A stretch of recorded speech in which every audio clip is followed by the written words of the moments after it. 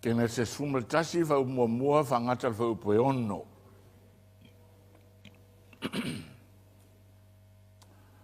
Sa tasi lawale ngana e tasi fo'i le tautala le lalulangi uma. Wo fo'i na lātou o mai sae. O na maua lea i lātou le whanua launga tasi le no o senara. O na lātou maua i lea. O na lātou whetautara i lea o le tasi ma le tasi sawia. I nā tātou whaia o maa o mea, o matua tunu wai le afi, o na whai lea o maa o mea mō lātou maa. O whai fo'i le pulu e Mary mō lātou panisina. O na lātou whai ane lea, o maia i nā tātou whai ai o se a ai ma se olo. I o olo na tumu i le langi. E tātou whaia foi se mea e tā ua ai i tātou. I whata apepe ina i tātou whonga ele uma. Ngā whio ifo lea o Jehova, sila lea ai ma le olo o whaia e tangata. Na whetala i ane lea o Jehova, whauta, wa tasi na nu, tasi foi de ngangana, ia te i lātou uma. Wa amata fo'i la tau ona whai o rene i mea. O rene i fo'i. E leto e tau fia i la tau se mea tasi. Hallelujah. Now the whole earth had one language and one speech. And it came to pass as they journeyed from the east that they found a plain in the land of Shania. And they dwelled there. Then they said to one another, come, let us make bricks and bake them thoroughly. They had brick for stone, and they had asphalt for mortar. And they said, come, let us build ourselves a city and a tower whose top is in the heavens. Let us make a name for ourselves, lest we be scattered abroad over the face of the whole earth. But the Lord came down to see the city and the tower which the sons of men had built. And the Lord said, indeed, the people are one, and they all have one language. And this is what they begin to do. Now nothing that they propose to do will be withheld from them. Amen. Mai le mta upu mua o kenese e o mai le mta upu lea. O i o lo whapea o na wha mau ai e le ngata o whawhanga sisiri ese le atua. Ai o le taimi lea ua whapea o na amata o na populate le la rangi pe whatupuina ia tangata ola i lunga o le whanga ele. Amene. O le whawawina lea o le tātou mata upu, e pe o na tātou iai, o le identity, ia o te tonu o me le temi nei o te tau o na iai sina mana maanga, amene. I runga lo lima pe apapeo wa, iai se mea le lei wa au ina talu na whaini i lau. E le oro fua lalo se la tulunga nei, amene. Ia ai, o pe masani ia, e rea ia se me atoa, e ia ila u whaalongo, e fuela u le via whaalongo, ea. Ea, e whai lava le tiute, whai lava le matawhai oi o tu ina mai e le atua. So, mai le amatanga i le matautia ma le sisiri ese o le miti a vapea ia nau whanau nau ta inga o le atua. Sa tātou matamata i le mauae, sa tātou whafonga whalongorongo i le maulalo ma le mea na pau i eire tangata na whaia i le atua e lona whinangalo pa ia. Amene. From God's great, wonderful, blessed intentions, to the opportunity where man chose wrongly and became wicked and evil before God. Amen. Ele amatanga mai nā o tātou mata upu. Tolu rani mea tā ua e whapea ona mausali mai le amatanga o kenese o mai le temile nei. Mua. O le whanau mai o le whawhine, po le whanau mai o whanau le rarolangi. O se mea ti ngā. 3 undeniable facts about our existence today. Undeniable. More birth is painful. Sa o atina, ki ngā i o ngei mea o le whanau mai o kamiki. Longa lua, life is hard. E le whaingo fiere le oranga. And all the young people needs to hear and to know. Amene? Tauna i loe, tamaiti, a maisi e vai taule nei i rau ngā tupulanga, o nāwa o ina malato i loa, o se mea whainga tāre o ranga le nei. Ma le mea lona tolu, le mea si siri lea, o matua mauti noa e te oti. Amene? Tua mauti noa rava, e eile aso la e oti ai. Undeniable facts. Birth is painful, life is hard, death is certain. O mea nā ia e le mawhai o na sola mai si tangata ola. E le mawhai e foi o na sola mai si tangata ola i mea ia. A o mea ia wa tutupu ona o le se o le whiriwhiringa mai le amatanga. E le fuafua ina e le atua mea ia. Amene. Na fuafua e le atua e whaavavau le tangata na ia whaia. Na fuafua e fi le mu e ora i lalo na pule le tangata na ia whaia. Na fuafua o ia e provide inga umanis o le tangata na ia whaia. Amene. Le ai se tu whainga tā e fi le mu me uma. Ai ona ua se le whiriwhiringa. Lea wa ui ei le tangata ola. Mai le fia afe o tau sanga taluai. I le tala whaso le pito i o mai le aso nei. O mea ia e le avesea. E o foida le unga tupulanga i lumba. E le avesea i ui umai a unga tupulanga le o langa whaatangata. All generations will follow these truths. Hallelujah. So le winga lana o lau whamutalanga. Wa te taunena a matana e malamalama i whawhita uri hia tātou te ui ai. Wa matana na manino wai, ma matana na iei te stari o le whasine lea aisea. Why? Aisea.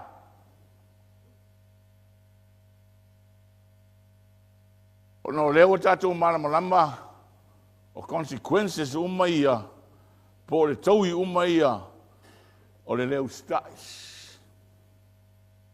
O le motu sia o le wāwhenga iei ma le atua. Ua leilo ai ia fōlinga pa ia o le atua. Ia pua whawhaingo fia ina o le taui o le angasara. Amene. Amene. And now it's becoming the normality of life.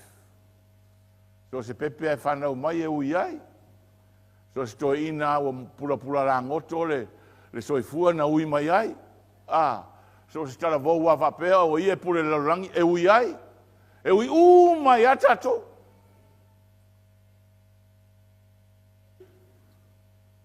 And we live to face the challenges of this life, of these things.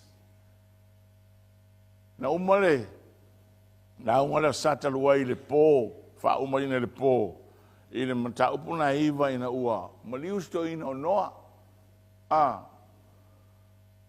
O noa. Noa lea sa whapea foi o na paiwhengainga ma lea tua. I le mata upuna iwa o se fulu o na maliu waile o noa. A wha mai le whengainga na o sia i lea tua ma noa. whamanuia leo Unoi lea tua mo lana whanau. Ma fora ia whapea ona. Tere ni latu whanau, be fruitful and multiply and fill the earth. Mana te latu spai o tō toru lea. Sa populatinga le rangi atoa. A tātou mana tunatu la ia, irona winga. E whesota i mā tātou. Toru tama. O mai umai ai le population la rangi atoa. So every human being is related to another. Amen? Amen? Winga nana o whamtananga tūlanga lea. I le siri ese o le matautia o le atua. Le tioa, mai, te tau na ama lesi e tangata ora, lesi tangata ora. Amene? Te tau na ora manatu ngafa whapena le tangata ora. Aisea, awa o lesi fo tangata pei a oe, to tolu tama na tupu mai tato male la rangi temen nei. Rengi singa o mai angelu ngakaku o mai umar whanau anoa to tolu. Amene? Pati tu atu le to tolu. O lo whapea ona mai tauina ai le laina sa whapea ona ali ai le alofa tu noa o le atua. Pea an tato wao ina. And this line continues in a ua whapea ona le talia le laina kaino. Amene. Ina ua le talia le tauranga kaino. Whiriwhiri kaino le mea le leila na waai ai le tusai ma le mea whinangaro ai le atua. Te ena le atua le tauranga e whanei le na waai ma sao lona loto ai le sao le whinangalo le atua. Nga ika ai lo kaino. So se keimi lava e le whaiaire mea ke mga o ai ke ika. Amene. Langa e le wha mawalunga nei lo loto whapea oe ke sao. Al kasi langa mea nga mafua mai ane amatanga. O ina le mafua mai ei mea uma. Ale te lia lani mea te loto i aiman mea e siri lo manatu. Na ita lea. Aisea, langa e mawalunga lo mafau oe te sao ai mea uma. Mea foi lana e te rei tangata le ava, tangata le ngā wai, tangata le ustai. Aisea, pride. There's a big, massive problem with pride. O le pride lai whanau mai le amatanga, mena na itai kaino. Amene. Ona so lea, mame ua, o whatasi la ua ma apelu, whatoanga, o vai atu ya apelu, o la ita no loto, ona whasioti e leo lo na uso. Pride leads to death. Pamalta la tuspa ia, e tusia Isaia, e so lesi anga sala, ma lesi anga sala. Ale vave na whaisa fuanga le anga sala. Sin will lead to another sin. Amen. Motu roa le whina tonu. Woti apelu. E wha mai whai unga mata upulu na ona whanaua le a tamu o setu. E wha pēa ona sui ai apelu. Ai se a tau waile turanga lea. E sui ai le tangata e whiri tonu. Whiri e tusa ma le whinangalo le atua. Ai le whiri e tusa ma mea le leila na vai. Amen. Fai ai le atua le fai a kama eva fai le atua. Fai tau le tuspa ia. Mai. And Seth was appointed. Tato fia le atua e sui ai apelu. Aisea, langa o le lainga lea e uru. Whalongo, uskai, ngā wai, pa maulalo, loko maulalo, amene, la te loa le atua, whanau mai setu. Hallelujah. Le lainga ngai sa wai setu, sa wai Enoka, sa wai Metusela, sa wai Noa. O mai tala atus pa ia, te leanga ole o ngā tupuranga. But Noah found grace in the eyes of God. Amen. Amen. Anga le ai se seku, e rei se ngoa. Anga le ai seku, ia rangara e ukako fesiri o kako tangata ora. Ai o le atua sisiri ese mana fufuanga e ao. E ao. E mawalunga. CCS.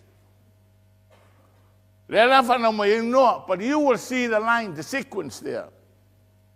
Amene. O mai loa la ni mata upu le sfumultas. Oh my goodness. Lera wa mata ona tupu le lalurangi. Fana fanau ya tama ia to fa. Walu noa ia wa. Fia kausanga ngō ki ingoa. Iwa sa lau limas futa usanga na mali wainoa. Mani ula noa lera wa mata ona tupu le lalurangi i tangata ia. Ona o mai lora mata upu le sfumultas. Amene. O mai mata upu sfumultasi. Mai tasi na ngangana tau tala umai tangata. O lea lau o mai nei wana nofo me tasi na ngangana wa ayatu lesi. Pa mai leo na tau tala. O mai atato whaia. Ia mea ia. O lea, e Mary ma lea panisina. O le parapala. Ia matauria o aso ia lea fo i lava e kamoni i rei tū lea. E me whai ona whai de whale le parapala. Mat. Mota. Mena sa polonga Israelu ia kupito. Sa palu fatasi le hei ma le omin le. Ma le parapala on whairo le piliki. Ka kou o si maa o atunu ia. Ia o le mena e whai le palu fatasi on whairo le parapala. Au mena ia mai uwai mai. Ai whai mai le au tū o whai upu ia. Tātou whaia se olo. Tātou whaia se ai mo i tātou. Amene. Can you see the sequence? Never. Ere ia luese lava. Amene. Mai tātou whaia se mea manino le whaparangi. Nei manino ale i tusparangi tūranga lea. Mai. Let us make bricks and bake them thoroughly. Come and let us build ourselves a city and a tower whose top is in the heavens, and let us make a name for ourselves. Hallelujah. Hallelujah. Let us. Vai lo tala lesi fai la unga sa fai tau el tala vai aso tona, which is so true. E lua fa vai o le olanga o tangata, o le la olangi ne. Lua fa vai. E lua fa vai firifiri ai il tangata. O fa vai mua o upu o tangata po o mea le lei il tangata. Fa vai lo no lua o le afionga le atua. Po mea le lei le atua. Two foundations, man's word and God's word. Two religions, man's word and God's word. Hallelujah. Mai tātou mai e whau se whale. Tātou mai e whai se ai. E aula na tumutumu le langi. Tō wai o tātou ingoa. Amen. Isn't that one of the greatest problem today? Yeah? Amen. E te ofa mai tusia a whaamasino. Mai nā mai tau wa le eise tupu Israelu. O na pule lava leo tangata ia le me sao i lana wa ai. Nai maua le whaamasino lom tau pe rufu tasi rufu lima. In those days when there was no king in Israel, everyone did what was right in his own eyes. What is simply mean there was no absolute authority. Wale to iai se pule, wale to iai se tua, ua pule al tangata ia me sao ilana vai. Wale alfa fita uli numa tasi lalangi, ua tua tangata, ua pule al tangata ia me sao ilana vai. Amene. Le alfa fita uli tu tonu o nuo, tonu o karesia, wale to tasi te pule, ua pule al tangata ia me sao ilana vai manana mai tau. Lare mero sutolo mai tonu e kalesia po a fionga le tua wa pule al tangata ia me sao lana vai e fali liu al tangata fai upu ma muri ai wala to taua ia le fionga le tua ma ta upu au tu. The greatest problem in the church today, they are following the verses, they are interpreting the verses to what they want. Wa lato whare liu whai upu e tusa ma mea e sao le lato ai. Ai le tusa ma le finangalo o le atua. Mkau kia. Right from the beginning. Amen. Mai ale amatanga. Whawhita uni na ui ai la tau. Le foi wo tato ui ai ai sea. The root is the same.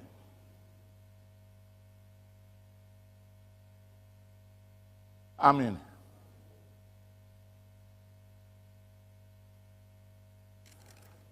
Pio na watua fai upu na le tio. Wa mai tala le atua ya Jeremia fai ya Israel.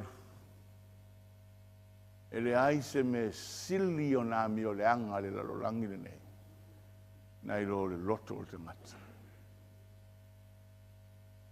The most wicked thing in life is the heart of man. Mai le fai upu le lalo. And who knows it? Koe whakari ale akua. I, the Lord, knows. Hallelujah. O le ale evil numele tasi luma o le atua. Pride.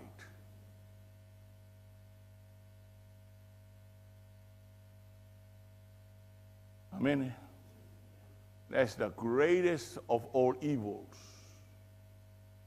Lo roto fa sau sili ma lo roto fa maualunga ke ma. Ke ngofo ya oi ma fa maualunga oi. Ai kere maualunga. Ke ngofo ya oi ma fa mai oi ke poko, ai kere poko. E poko aku le aku ya oi. Amen. E maualunga aku ya Yesu ya oi. Ai fa fonga mai fa longo la fonga la langi ngai oi ka fefe. Amen. Hallelujah. Amela nan tu sila tu le tu oi ka fefe. O le mele o kup. Mai ona fio mai leo Jehova i lalo. Pa mai tala ale tua. Ua tasi le nu. Ua kasi o lako loko fa mawalulunga. Ua kasi le nganga. Ua kasi me manga o ai ele ai se mea, nothing will be withheld. Because they have chosen to go that way. Amen. Hallelujah. Ia mea ngā lea kako ki vai ngai ai. Le mena lewe e tu whatau loto ai lau tala. Democracy is not a godly system. Awa o ne me loko kasi ika ngaka. Ki nganga whea ko mea iwo ai whaia. Amene. E reisi atua I rea system. Mark this word that I'm saying today. E reisi atua I systems here. Ranga le tuao le atua in system e tuao le loto tangata. Amene. E reia le atua le democracy. Ranga ese le system le atua. Kingdom. Pule le atua sisiries. Amene. O fasei na tele la leo I tonu ona lewa. Wa mai tonu le lotu whaingo fie na lua I ai ulu o le lotu. Ai tia. Wa tasi o lato lotu mena manga o ika ngaka I kua. Wa fie na ngona. Fie I me maua mai. Ona ia tu lava le ai ese. Le whawae. Ma le taiala. Ma le system ma le atua. Ese.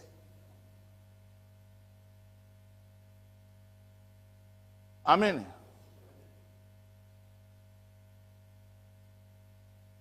Mai le tua.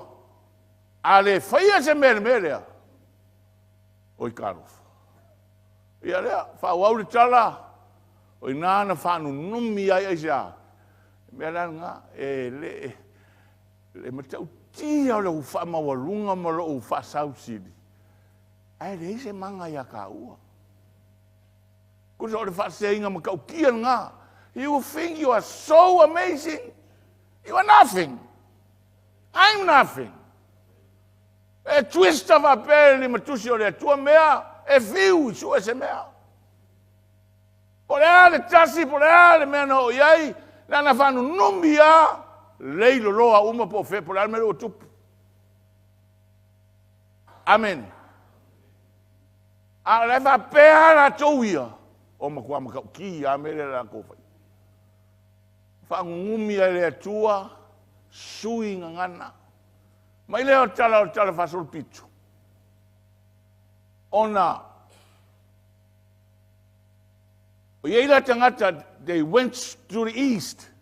Ona aere ilunga o le pā. Ai maua whamaunga mumuriane.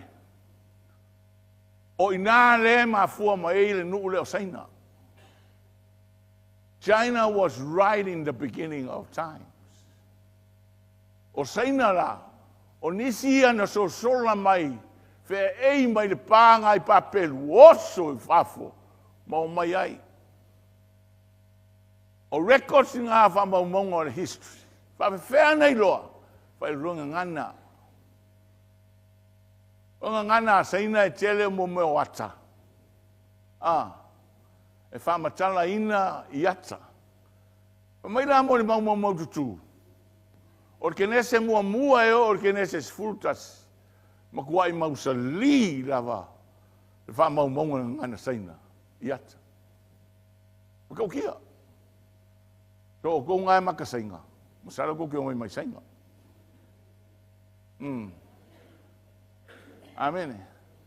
Na Paulo me o te tau roa, au la tau i le lai titi o lau roa i le talafasoro pito. China was called a lost continent. Ia skama i mea ngaka kei ronga.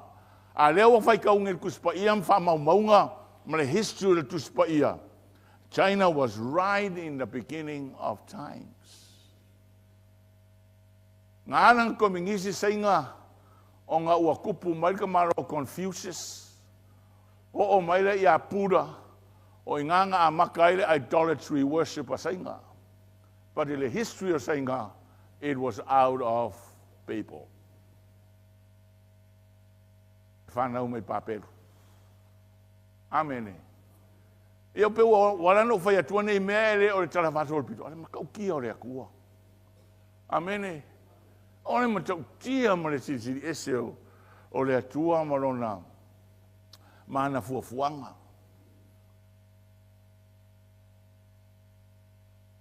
Ai mai lava i le amatanga e o mai le teimi lea. Ua ata mai le character o le atua. Mai le chapter 1 to chapter 11. Te re role a oepo wa e mai taua mai, right through Adam, rewa au tato o mai le oro i papelu, wa iai mea ali mai i winga o le atua soifua. Amene? Amene?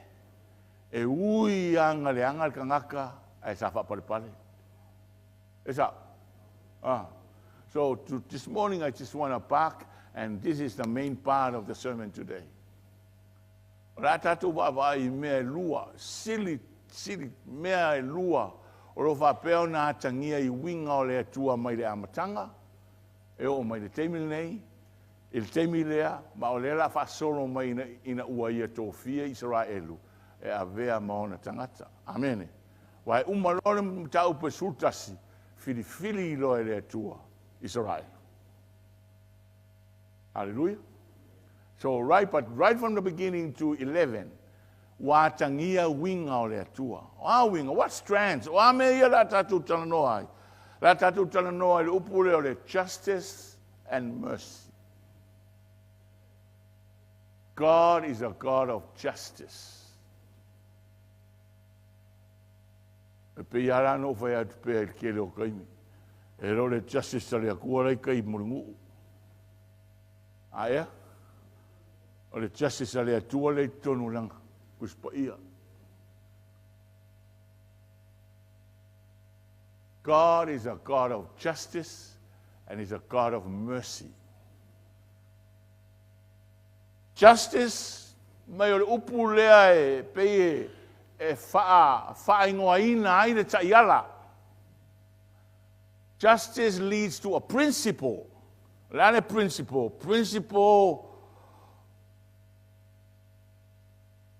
of people receive that which they deserve. Amen. Amen. People needs to receive what they deserve. Justice simply meaning deserving. That's all. Avapea te amioleanga, ai sau le fasalanga, you deserve that. Ai avapea ele ai sau mea ele leanga, ai sau famasinonga e te leanga. That's not justice. Ah, yeah?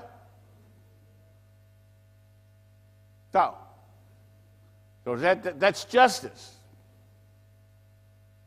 Mercy, fa fonga lei langai.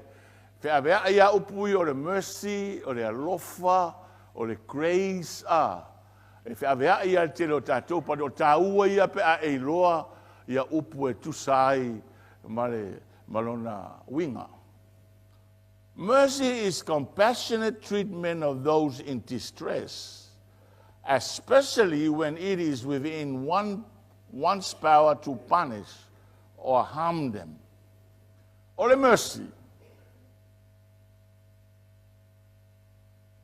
O roa lofa, o tango tu ele fa Samoa. Msalo ai sao fa Samoa le tu iai. O le fa masinonga o le ai se.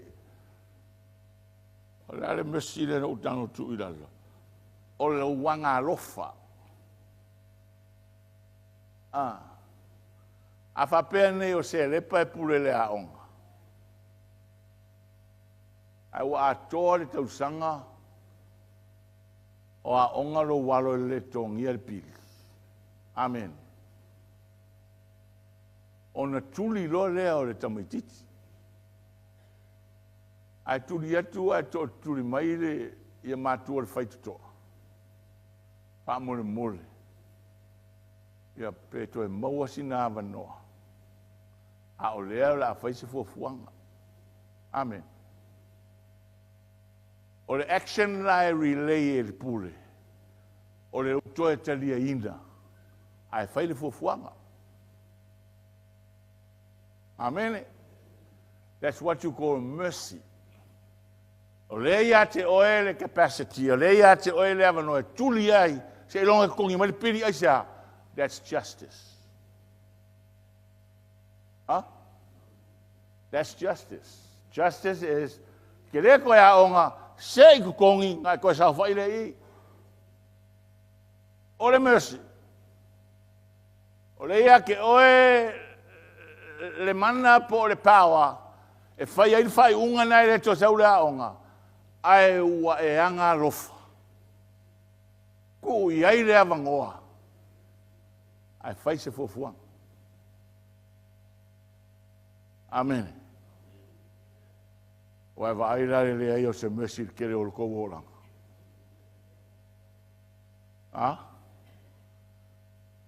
E maka ukia le o langa le ola I lalo kula fongo o makua le ai se anga alofa.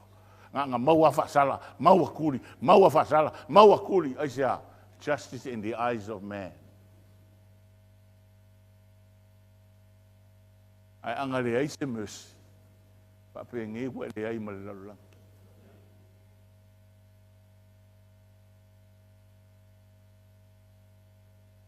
Amen.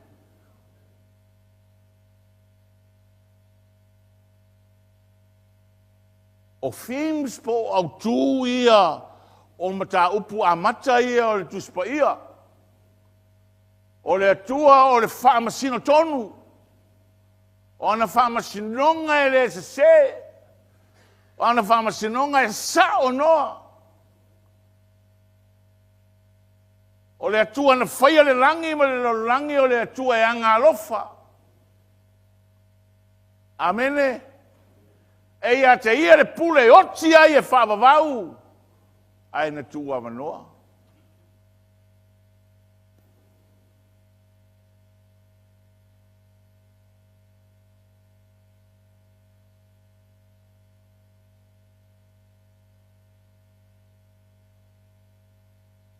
Mai mata upu whaavae fo ia. O lo tātou wā aima mai tau wai e tusa o tātou wha solo mai tala, o tātou ui mai ai. O le wha maua lunga o le tangata ma le wha sau siri o na manatu. Ma le tali atu o le atua. I lana wha masinonga tonu. O lona angarofa. Amen.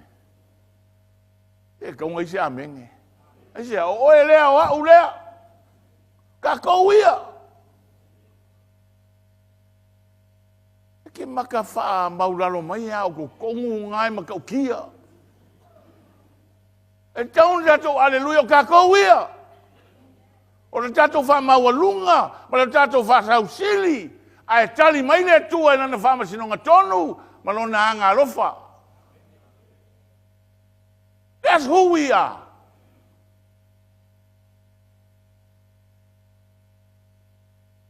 Ta whaali e lea tua. Le whamasinonga tonu ia a tamu ma ewa. Ina ua tutuli ese ma le whatoanga i e tena.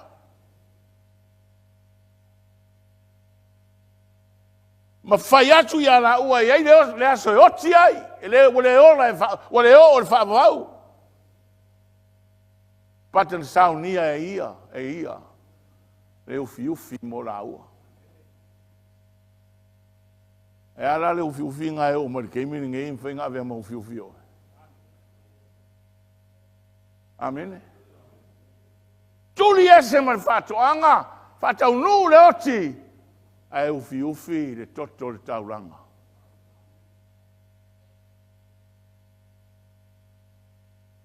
That's justice. And that's mercy. Amen.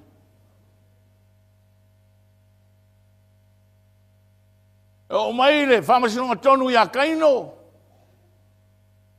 Ma tua whasala e le atua. A vea oe ma tangata. Le se ainga. Ai o le whasamua tonu an mena whai a kaino e whaseva lo ina le olanga. A whaseva lo ina te au mau solo i tō se mea. Le se fia ia toe. That's justice. Condemning him to be a wanderer. Mai leo kaino, le tua uma mawha tele. Extend the mercy va mai. Tu le tua le whailonga ia kaino. E le whasiotia i e sesi kaino. Amene. Tu le tua le whailonga ia aua nei whasiotia. A o le tangata e whasiotia e whaasala e le atu.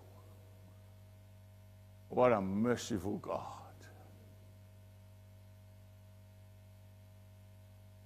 Hallelujah. What a merciful God.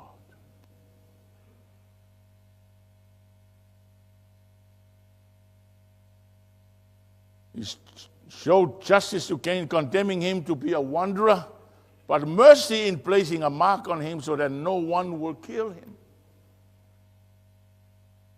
Pasala le atua le fai tau le mataupuna e fale generation a toa na ina ua whanau setu sa waile generation na o mai le ami o le anga o sala mo le atua wana whaia le tangata o mai le lolo. Amene. Ke lo na uma fatasi a tangata ami o le anga ma tangata ami o tonu le lolo.